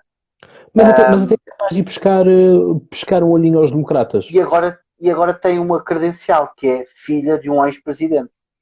Portanto, essa é uma credencial que ela agora já não perde. Mas também, que presidente? Não interessa. A questão é que é o presidente que tem neste momento quase 71 milhões de votos, e é um presidente que conseguiu derrotar Hillary Clinton para chegar à Casa Branca. Portanto, é um presidente... O presidente mártir que devia ter sido eleito e não foi eleito, não é? Depois tem essa questão toda, obviamente, mas... E, portanto, eu não me parece que por aí... Pois, o Trump Jr., eu acho que ele não vai por isso mesmo também. Ele, além de estar muito envolvido com o economic issue, portanto, ele está muito próximo do grande capital norte-americano, e ele não galvaniza ninguém, ele não é uma figura muito carismática. O Cláudio possivelmente faz o mesmo que eu, que não dá grande atenção a Trump Jr., porque ele não tem carisma, não tem muito interesse. Inclusive tem momentos em que parece não ter propriamente rasgos de grande inteligência. E portanto, Donald Trump Jr., esse é muito o filho de seu pai. A maçã caiu muito ao lado da árvore, neste caso eu diria que caiu mesmo abaixo da árvore. E portanto é aquilo que é. A Ivanka de facto pode ser interessante. Eu quando vejo o jogo, eu vejo mais a Ivanka e o Lindsey Graham, por exemplo, esses dois na linha da frente. Sim, mas eu quando vejo o Junior a falar, honestamente, olho para aquilo e parece-me um padre evangélico charlatão. Na forma como comunica, como se expressa e como se envolve, sinto muito isso, é a percepção que me dá. Não é? O que não é nada bom, não é nada reassuring para qualquer pessoa que tenha que votar, mas ele não passa confiança e isso é importante, obviamente. Agora, a Ivanka é a que melhor comunica, isso aí sem dúvida. Mas faltam agora 4 anos e primeiro que tudo falta isto, que é Ivanka, para afirmar-se agora como sendo a pessoa mais credível do plano Trump, ela tem que conseguir ser vista como a pessoa que conseguiu tirar o seu pai da Casa Branca, ou seja, a pessoa que pôs senso no pai. É por isso que ela tem tido muito cuidado nos tweets que ela faz. E se vocês compararem os tweets de Donald Trump, Ivanka Trump e Donald Trump Jr., os dela são de longe os mais moderados.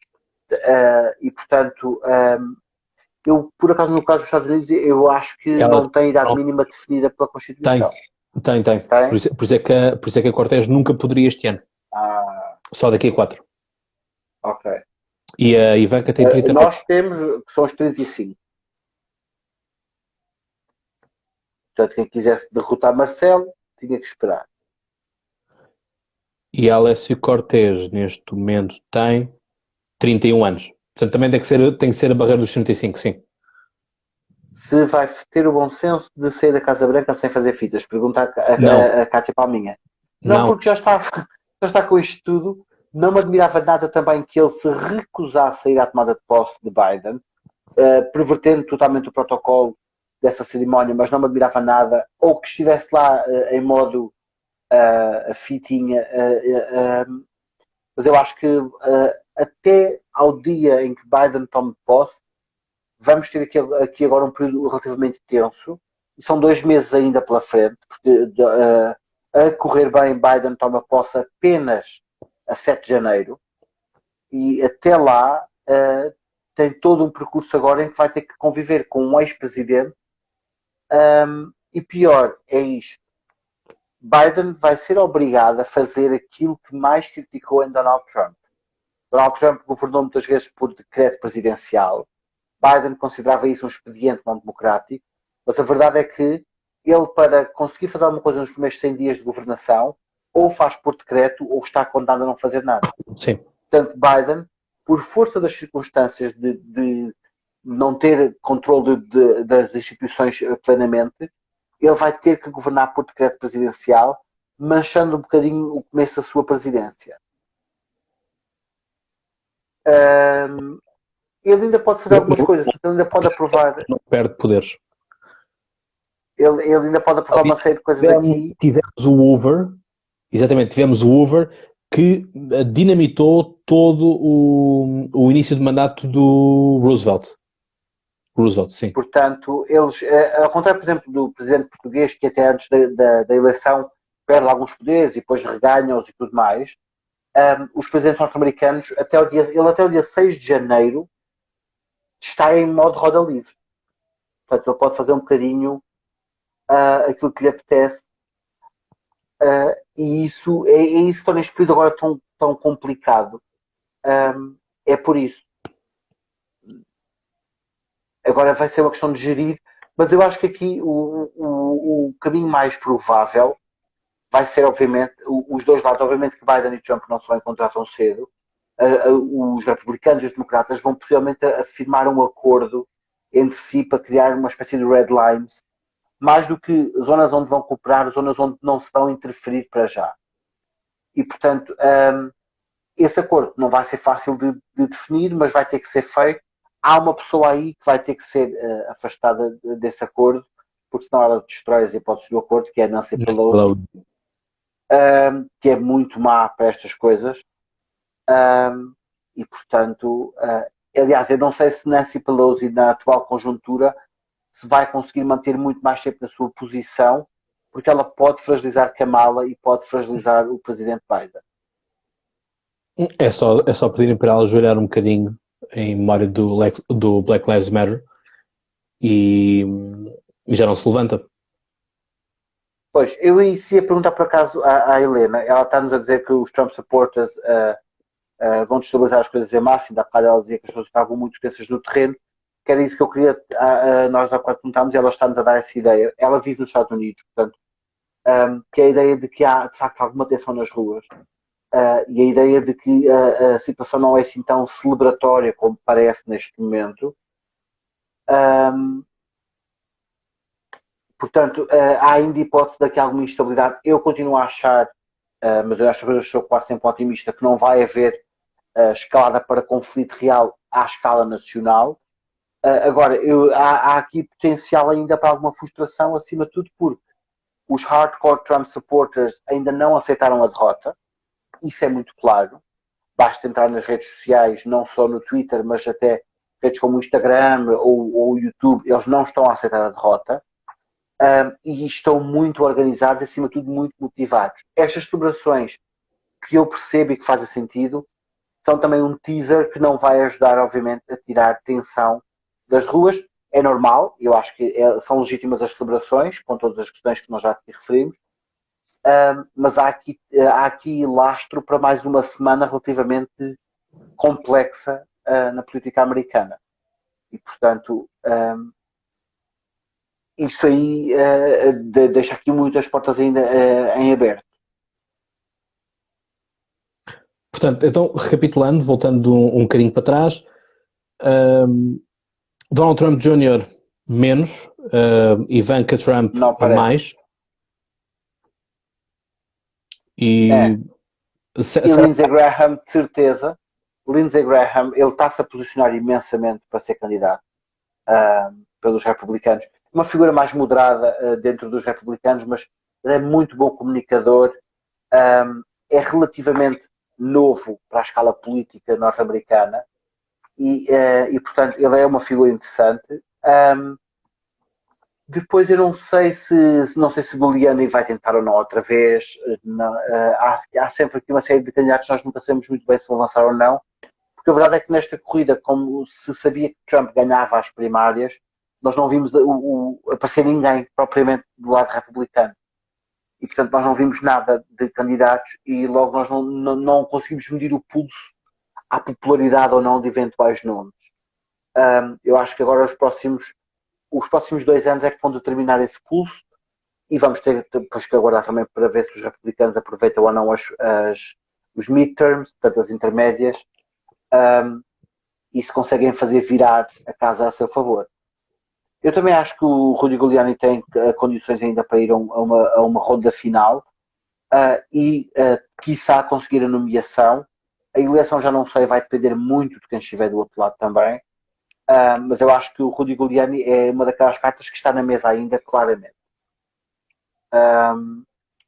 Mas com que. Como é que é dizer isto? Com que capacidade eleitoral? Capacidade e.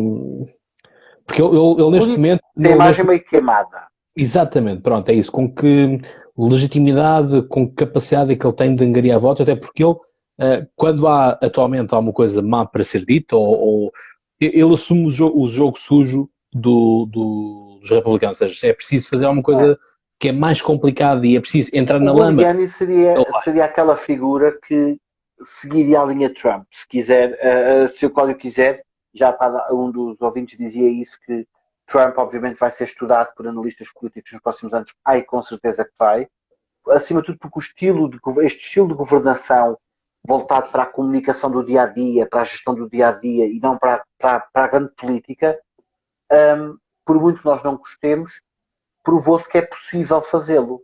Ele esteve 4 anos no poder e tem capacidade eleitoral.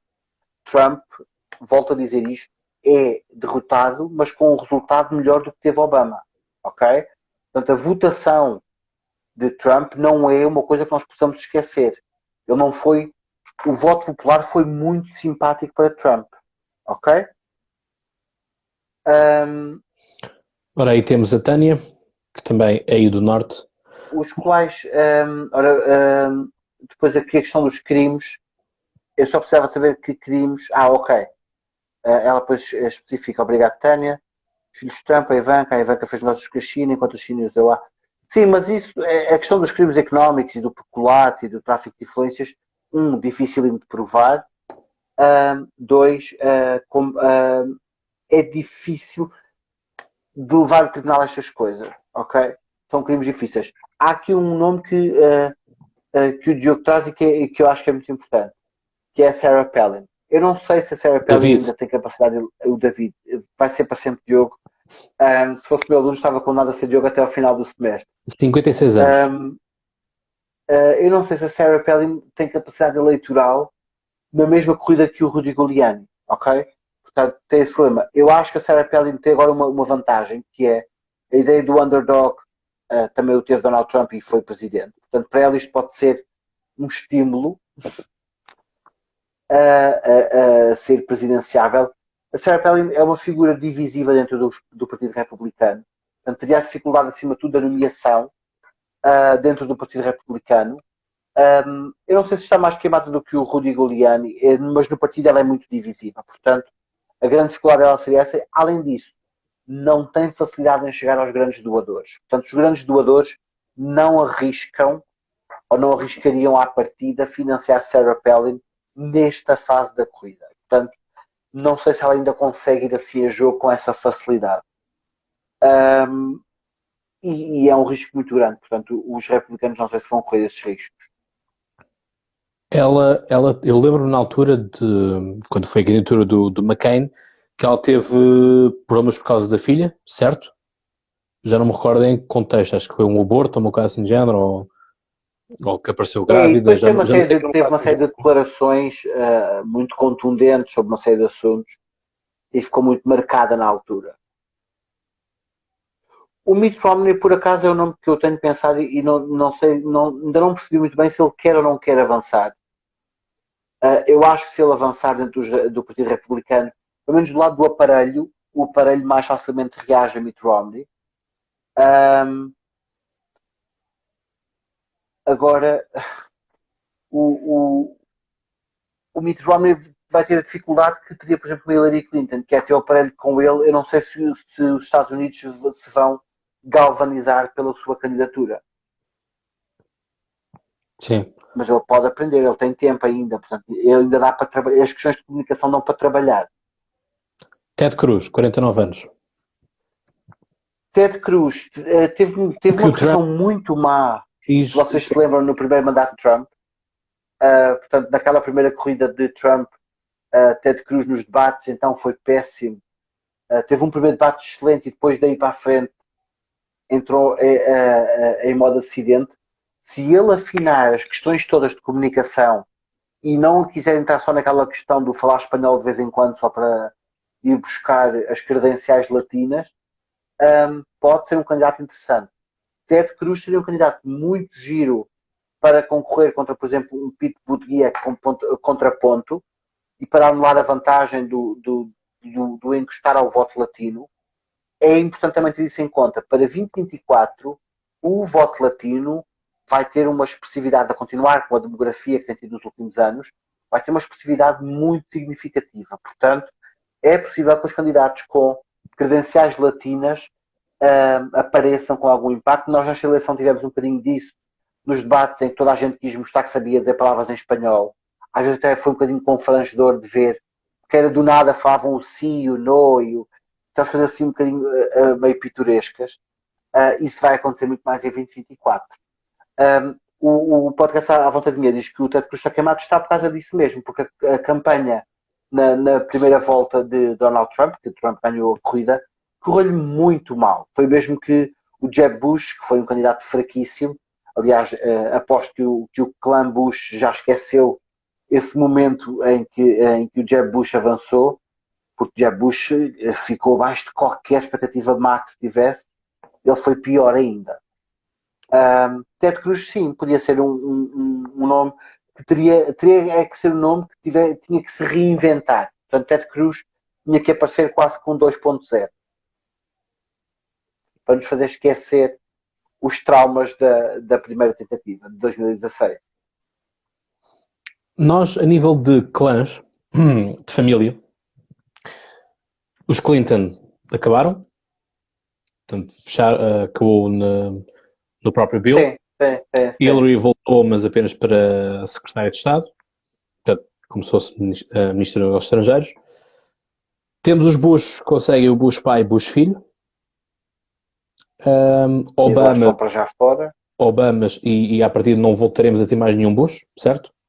Ou pelo menos não me parece, pelo menos no nível de presidente não me parece. Talvez para governadores e senadores, isso sim, mais do que isso não me parece. Depois, a nível de clã Obama, estamos na dúvida com a própria Michelle. Ou eventualmente daqui a uns anos uma das filhas, mas daqui a muitos anos, portanto, sim. Lá para o 50º presidente, quando entrarmos no 50º, por aí. E portanto voltamos a ter agora outro clã, que será o clã Trump, eventualmente. A nível de famílias. Eventualmente, sim, eventualmente poderá ser um clã, especialmente com a Ivanka a disputar o trono, mais do que o seu irmão, a Ivanka, porque obviamente que Melania não quer nada disso, não tem capacidade e não quer, são as duas questões. Ivanka poderá vir a querer. Temos a pergunta do Tiago. Ou o seu preço fica... Eu acho que os Vanderbilt estão muito presos à política até ao nível de governador e de senado. Eu não sei se os Vanderbilt querem arriscar. Vanderbilt, já agora, para quem não conhecer, é uma das famílias, uma das dinastias financeiras, económico-financeiras mais poderosas dos Estados Unidos e do mundo, mas especialmente dos Estados Unidos. Estão ligados à alta finança dos Estados Unidos desde o século XIX, pelo menos. E, portanto, estamos a falar de uma dinastia económico-bancária ou económico-financeira muito significativa. Não sei se eles querem arriscar ter essa notoriedade de ser presidente dos Estados Unidos, porque se é verdade que é uma posição de prestígio, também é uma verdade que é uma posição que condiciona a atividade económica e condiciona uma série de questões de forma muito clara. Portanto, eu não sei se os Vanderbilt lhes apetece isso. A vantagem de ser senador é que o ser senador permite ser senador durante muitos mandatos e a visibilidade é muito mais local. E, portanto, não é tanto esta exposição. O sistema de eleição presidencial dos Estados Unidos é brutal. Também é muito ineficiente. Isso era uma discussão que era bom que os Estados Unidos fizessem. Não faz muito sentido que o país mais avançado do mundo, supostamente, em questões de procedimentos democráticos, demore mais de uma semana a ter a ideia de quem é que vai eleger, porque em bom rigor nós ainda não temos sequer os votos todos contados. Já levamos mais de uma semana. E isso não faz muito sentido. E, portanto, todo este processo, cada Estado com processos diferentes e com mecanismos diferentes e com contagens diferentes, tudo isso é estranho. O Maine já agora, o Cláudio falou disso no seu episódio, o Maine não virou totalmente azul. O Maine vai dar, pelo visto, a Donald Trump, o do meio, porque divide também mandatos, porque depois também há isso, uns dividem, os outros não dividem. Sim, é o Maine e o Nebraska. É. Depois é engraçado como todos nós ficamos experts na fluência e nos accent. Muito mesmo. Barack Obama, tecnicamente, eu creio que a Constituição norte-americana não proíbe nada. Não. Ou seja, Eu só ao fim de limito 2 mandatos, eles podem voltar. É como a portuguesa nesse aspecto. Portanto, é 2 consecutivos, mas não é 2 apenas. Portanto, ela não é limitativa nesse ponto. Eu não sei se Obama quer. É isso. Não É que parece. ele já está com cabelos Ele, brancos, portanto, ficar mais. e ele tem muita influência fora da Casa Branca. E, portanto, ele consegue influenciar positivamente, se assim quisermos, especialmente agora que tem o seu ex-vice-presidente como presidente e eventualmente quando tiver lá uma das filhas, se vier a acontecer, ou a esposa, ele consegue ter uma magistratura de influência fora da Casa Branca. Portanto, eu não sei se ele vai avançar. Vai haver sempre uma ala dos democratas que vai empurrá-lo, mas ele não vai querer. Voltará a ser senador? Ou fica mesmo de fora? Eu acho que para já de fora. Ele fica muito como, se quisermos, um senador honorário do sistema, mas ele para já vai ficar de fora. Há vários casos desses, portanto, de gente que depois faz carreira com a sua missão mais social, com outra dimensão. Eu acho que para já é aquilo que vai Sim, acontecer a no ele. fundo não é? Depois vamos dar assim uns Mas depende, obviamente, que se a questão racial, por exemplo, voltar a ser empolada, voltar a ser uma questão importantíssima e se entrar outra vez em descontrolo, aí talvez ele possa tentar aparecer para apaziguar, porque ele de facto tem essa capacidade. E essa é uma questão que a presidência Biden, que nós vai ser interessante estar atento para ver como é que as questões raciais vão continuar ou não a partir de agora. Porque tudo o que aconteça agora, estes actos nos Estados Unidos, vão passar a deixar de ser, a partir do dia 7 de janeiro, culpa da presidência de Trump. E, portanto, isso é uma porta complicada. É óbvio que a partir de agora os mídias vão reportar menos, isso eu não tenho dúvidas. Já aconteceu no mesmo no mandato Obama, portanto, houve uma série de incidentes também e muito menos reportados ou reportados com menos virulência, mas isso é o que é. Portanto.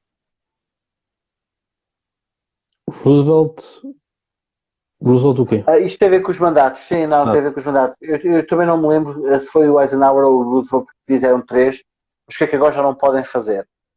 Já houve um travão a isso, 3 mandatos. Mas, ora bem, a segunda entrevista no Dave Letterman, a Michelle não o deixava voltar. Pois, essas questões são todas importantes. A Casa Branca desgasta de certeza qualquer candidato, ok? Isso é normal. Vejam como, apesar de não ser de perto nem de longe, uma Casa Branca. 2 mandatos. Vejam, por exemplo, quando o Presidente Marcelo falou há uns dias, se olharem para a cara do Presidente Marcelo, vê-se cansaço brutal. E, portanto, imaginem isto multiplicado por 10, é mais ou menos o que acontece no caso da Casa Branca. Foi Roosevelt. Roosevelt foi o que ficou mais tempo. Pois, era a minha ideia também. Foi de 33 a 45. 3 mandatos. O período da guerra. Pois. Exatamente, portanto ali o New Deal em 33, que nós tanto estudamos na escola, até ao fim da Segunda Guerra Mundial. Exatamente.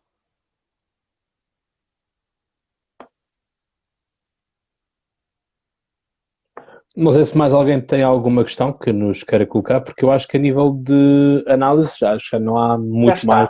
Sim. Também não vale agora o que falta sair já são poucos números, já são. A não ser que, entretanto, tenhamos surpresas negativas e que tenhamos que voltar a isto. Se houver uma inversão total da eleição, não me parece que isso vai acontecer. Não acho de todo um cenário nem realista, nem expectável, nem desejável esse cenário de cancelar coisas e, portanto, isso já é agora questões para o Cláudio, estas questões dos diretos sobre o Chega e tudo mais, isto é para o Cláudio. Mas a questão é o trabalhar o que do Chega. Eu vou fazer episódio referente a esta nova coligação dos Açores. Com certeza, estava à espera que se terminasse, e há uma coisa que eu também digo no fim do outro episódio, que saiu hoje, que deixar acabar esta parte toda das eleições americanas e depois ir. Até porque também já tenho coisas combinadas com alguns candidatos presidenciais portugueses, portanto as entrevistas vão começar a ser gravadas e depois disponibilizadas. Portanto, gosto muito de sectoriar as coisas, porque, enfim, depois acaba por ser complicado às vezes para alguns ouvintes que depois dizem, mas dá a ver isto, agora começou outra série, por assim dizer. Portanto, tudo segmentado, apesar de eu ser muito apologista da inter e multidisciplinaridade, sobretudo no mundo académico, já percebi que há coisas que vão ter que ser repartidas e colocadas. Mas foi sem dúvida uma eleição muito interessante, muito, muito vivida, muita coisa em jogo, muita coisa que poderia ter acontecido, não aconteceu, outras que faltaram de acontecer. O professor diria, para si, qual é que foi mais entusiasmante, 2016 ou esta? Eu acho que foi esta. 2016, acima de tudo, foi pela surpresa. A verdade é que a tónica de 2016 é ele não consegue.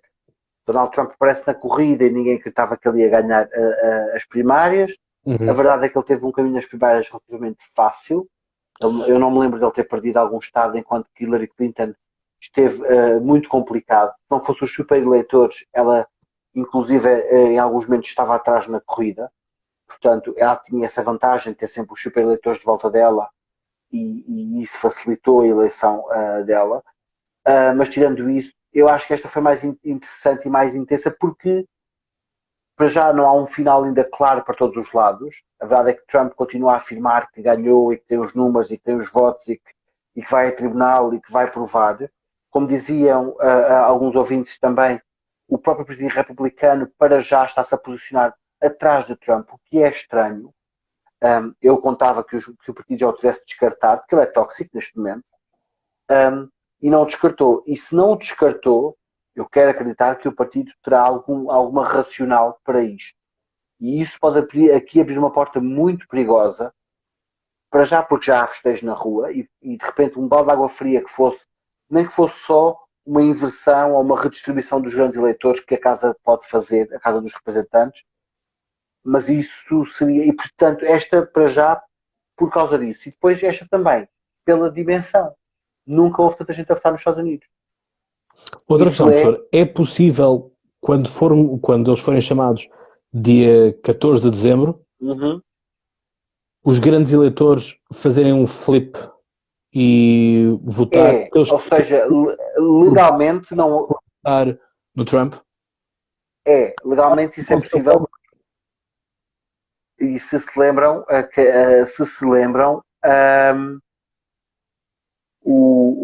quando Trump, antes de Trump ser eleito, havia vários pedidos na imprensa para isso, para que os grandes eleitores que foram eleitos pelo lado republicano não votassem nele, não o confirmassem. Portanto, a confirmação não é garantida que eles tenham a votar no bilhete pelo qual foram eleitos. Mas eu não conheço a 100% o procedimento, creio que também não é assim tão fácil mudar o sentido de voto. E, portanto, eu acho que isso não é expectável. Até porque isso não se conseguia justificar aí matava-se o sistema, porque aí não fazia sentido, que é eleger por A e depois a pessoa dizer, afinal eu voto em B. O grande eleitor deixava de fazer sentido nesse aspecto. Portanto, não é expectável que isso aconteça. Agora, se de facto houver capacidade de provar em tribunal e de travar aqui alguma coisa da eleição, isso vai introduzir tensão e vai manter o interesse desta eleição, que para já são eleições muito interessantes e muito entusiasmantes, partilhando e eu queria fazer esta nota menos positiva, que o Cláudio também fez e que eu acho que é importante. Faz-me alguma confusão que alguns portugueses, e aqui porque o podcast é português, vibrem tanto com a eleição norte-americana e depois vibrem tão um pouco com as portuguesas e mesmo com as europeias. Isso faz uma espécie, porque acho que é um desfazamento da realidade que não faz muito sentido e que joga contra quem faz vibra dessa maneira, com uma corrida que só o impacta indiretamente. Nós vamos, obviamente, sofrer o impacto do novo presidente, mas sempre de forma indireta. Acho estranho que as pessoas não vibrem com as corridas nacionais e eu, atenção, eu como quem me conhece dos ouvintes que aí estão, sabe que, por exemplo, nas presidenciais eu não sou a pessoa mais entusiasmada do mundo com isso, porque eu sou monárquico assumido, mas eu vou votar sempre. E, portanto, no meu caso, o voto é o óbvio e o fácil, que é sempre o voto branco, mas eu vou votar. E eu leio todos os programas de todos os candidatos e faço esse meu trabalho de casa. Quer dizer, há candidatos que eu me recuso a ler o programa por uma questão de posicionamento pessoal. Mas dos candidatos que eu considero sérios, eu leio o programa, porque no limite posso querer votar em A ou em B. Eu sou monárquico num sistema republicano e, portanto, posso votar em quem me apetecer. E a mim faz-me confusão as pessoas vibrarem tanto com uma eleição como esta e tão pouco com as eleições domésticas. E é isso que permite depois a certos candidatos de partidos mais pequenos a terem a projeção que neste momento têm. Já agora, sendo o professor monárquico, para si faz sentido o Gonçalo da Câmara Pereira candidatar-se a Presidente da República? Não, de todo. Também acho que não. De todo. Acho que é... Tanto o Gonçalo da Câmara Pereira como o PPM são duas coisas que me fazem muita estranheza na pele. Sim. Para já, o orgulho que o PPM tem de dizer que tem o mesmo programa eleitoral desde 74, eu teria vergonha de o assumir publicamente. Teria mesmo muita vergonha. Só que a Tânia pergunta, já agora para ver. Ok. E depois, o haver um monarca que quer ser eleito presidente também é estranho. Já agora dizer uma coisa.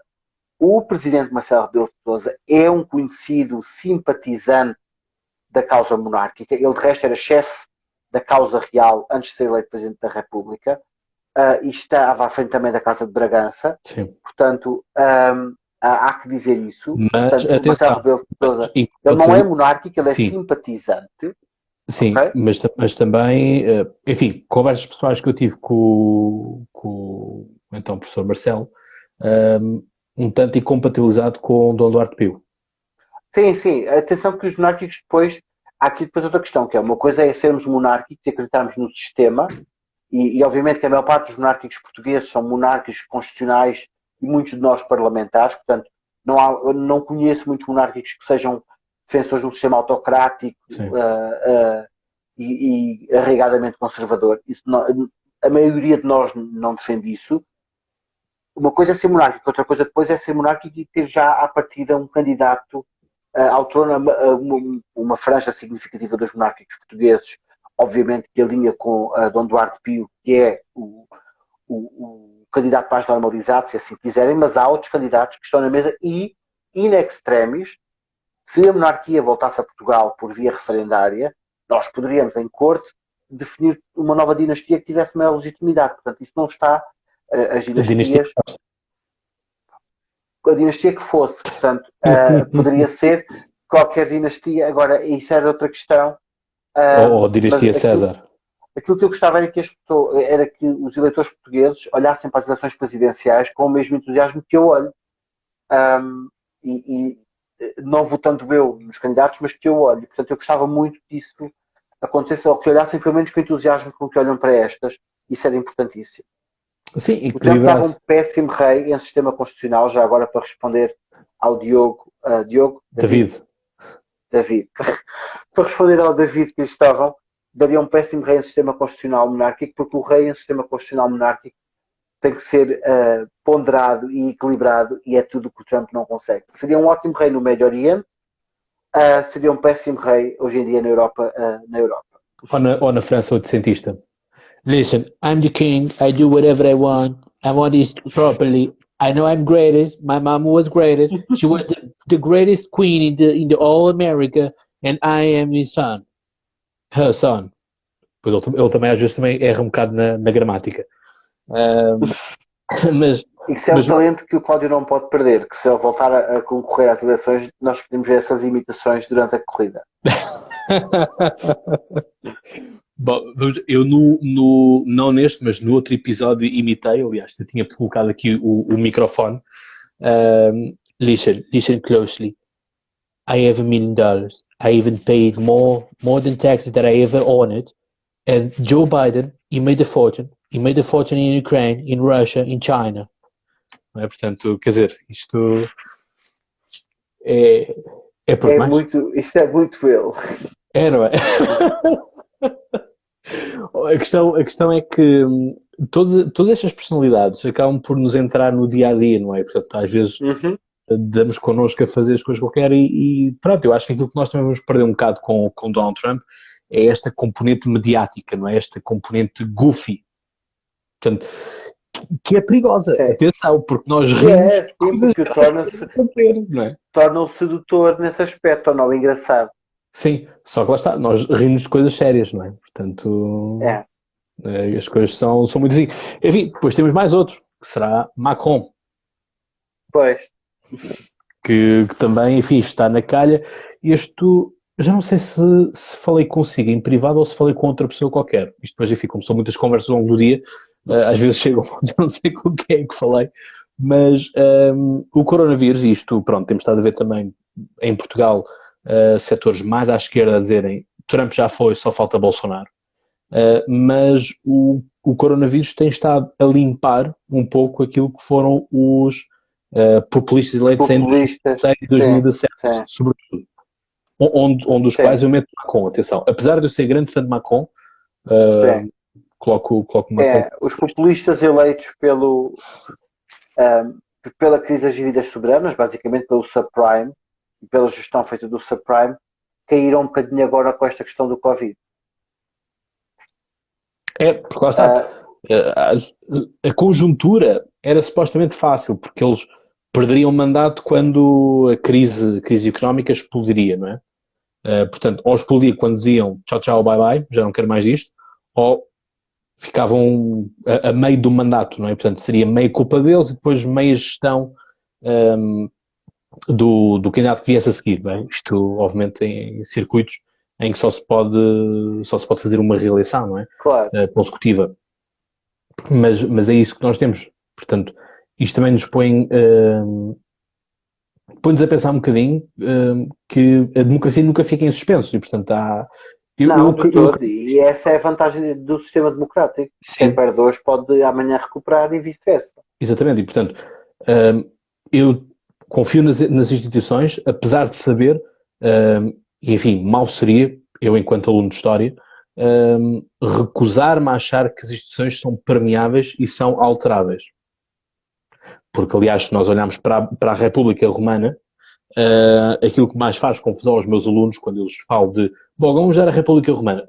Espera lá, mas saímos da monarquia e vamos agora para a República Romana, mas temos o imperador. E o que eu digo é a República sim, mas as instituições foram subvertidas e uma pessoa começou a assinar os poderes que outrora estavam difundidos. Não é? Portanto, apesar dos romanos, legalmente, ou do ponto de vista formal, nunca admitirem que tinham um só chefe, por assim dizer, mas uma pessoa que acaba por controlar os poderes. Portanto, acaba por ser um tanto interessante. Será que o Trump sairia bem na Roma Antiga? Não sei, talvez. Tem estilo para isso. Great idea. Para o Senado, ele tem estilo para isso, para manipular o Senado. We're going to burn Washington, D.C. and we'll blame the Democrats. Acho que seria o Nero. Teria ele estilo para isso talvez tivesse. Agora vamos aguardar que ele saia. Queremos mesmo que ele saia da Casa Branca. Sim, é ver. E como é que ele sai? Se não vão ter que ir lá os SWAT. E se não vão ter que ir buscá-lo. Eu acho que é isso. Portanto, faço aqui o convite. Para que todos possam ver o vídeo que eu partilhei. Obviamente que ele é uma sátira, não é verdade, mas pronto, é o Donald Trump que tem a bola e é o Mike Pence a puxá-lo para fora. Ele diz, I don't wanna go! Para ele sair. Exatamente. Portanto, é isso. Bem, chegamos assim ao final deste direto. Professor, agradeço imenso. Obrigado por ter aceito também o convite também. De voltarmos. Bom, agora voltaremos quando eventualmente umas eleições presenciais. Quando se justificar. Se não tiver objeção de consciência. Não, e se não tivermos a lei de rolha, mas sim, quando se justificar. A Constituição da República Portuguesa salvaguarda nesse sentido. A objeção de consciência. Aí está. Exatamente. Mas pronto, ficamos então assim. Quero agradecer a todos aqueles que nos acompanharam aqui também. Portanto, vocês também foram um combustível para esta conversa e vocês também... Obrigado, Bel, a todos vocês. Exatamente, e portanto, vocês que nos acompanharam noite eleitoral dentro e agora também neste rescaldo destas eleições. Obviamente que muita tinta irá ser escrita, muitas vozes irão ser ditas ao microfone, obviamente, ainda sobre esta temática, porque dificilmente isto ficará por aqui. E, portanto, já sabem, vemo-nos no próximo episódio. Como eu costumo dizer, vocês sabem então mais de cor, que eles são mais atentos. Até lá tenham boas conversas e protejam-se a vocês e aos vossos. Um abraço.